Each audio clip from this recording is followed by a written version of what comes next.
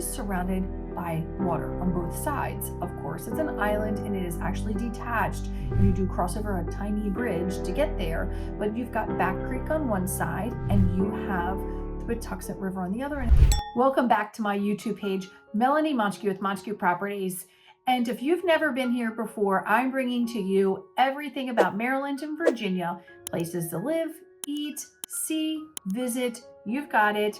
That's what we talk about on this page. And I talk to people like you every day about moving to these areas. So let's hop right to what we're going to talk about. But before we do that, don't forget to subscribe, share, or if you would like to know more and talk one-on-one, please let me know at the top. You can go ahead and schedule a one-on-one with me and we can talk about you and your situation. So let's not delay any further. Let's hop right to it. Okay, so let's talk all about Solomon's Island, Maryland, and let's talk about what there is for you to know if it's someplace that you want to live or visit. Who knows, you might want to do both. So Solomon's Island, Maryland is the southernmost tip of Calvert County, Maryland. And Solomon's Island is all of about 2.3 square miles in size. And so that means there's not a lot of places to live and visit, but it is a very fun place. And there's lots of visitors that come there and lots of events that happen year round. All right, so Solomon's Island started off in 1680 as Bourne's Island. That's when it was first discovered. And then in 1740, it became Somersville Island. And in the 19th century, Isaac Solomon came here and started a cannery. And that's when it became known as Solomon's Island, and it has kept the name ever since. So the population of Solomon's Island is 2,470 people. The median age is 60.8 years old, and the poverty rate is only 2%, very, very, very low. So let's talk more about the people and the demographics of the island. I've got my little cheat sheet here because honestly, it's a lot of numbers. I can't remember them all. So the median income is $97,727 per year per household. And the median property value is $414,300. And that is 1.8% above the national average. Homes ownership is 57.1%. There's a lot of commercial properties on the island, which is why there's probably a lower percentage of ownership. There are some rentals there as well, and we're going to get into some of that shortly. Being that the island is so small, only 2.3 square miles, there's only 1,808 residential properties on the island itself.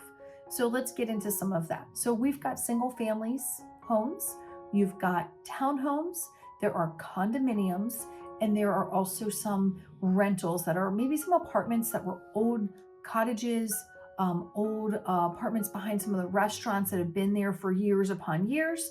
And the island is surrounded by water on both sides. Of course, it's an island and it is actually detached, and you do cross over a tiny bridge to get there, but you've got Back Creek on one side and you have the Patuxent River on the other, and it all goes into the Chesapeake Bay. So many of the properties on the island have at least water view or water frontage, and we know that that's what makes the price tag go up. But there are some in the middle that don't have either.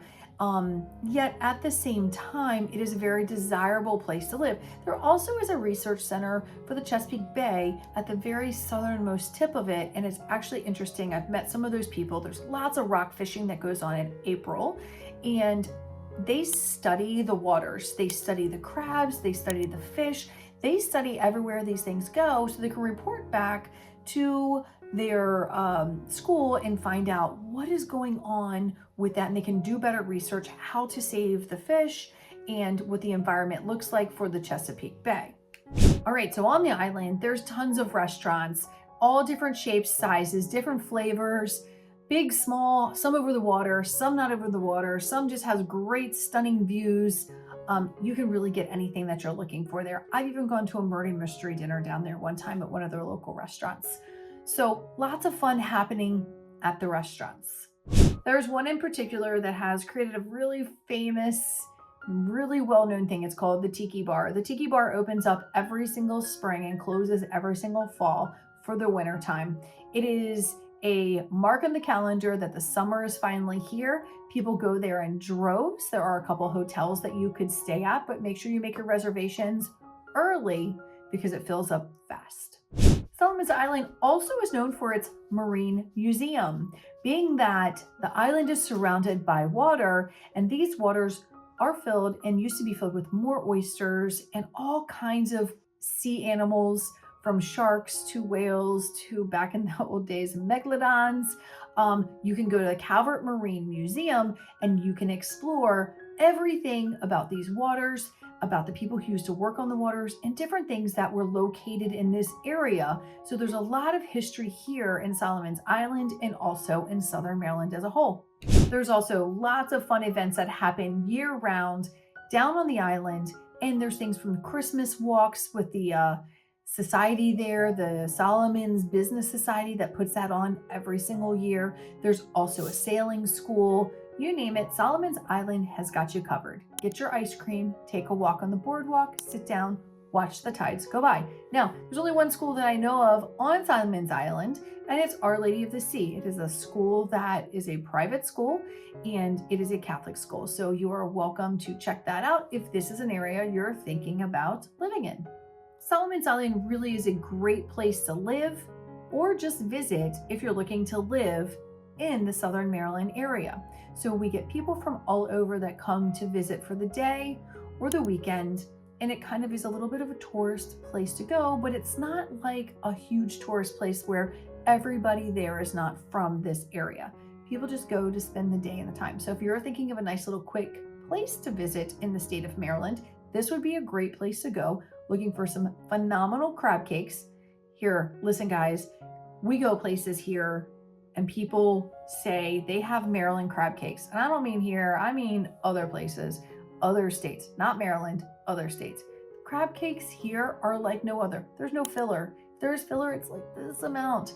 They're expensive, they're delicious, and they're made with local crab meat, which is the Maryland blue crab, which is sweet in flavor and delicious. You will not find a Maryland blue crab except for in Maryland, and you won't find a Maryland crab cake except for in Maryland. So if you see it anywhere else, I would question where that crab meat is from, because it's probably not from Maryland.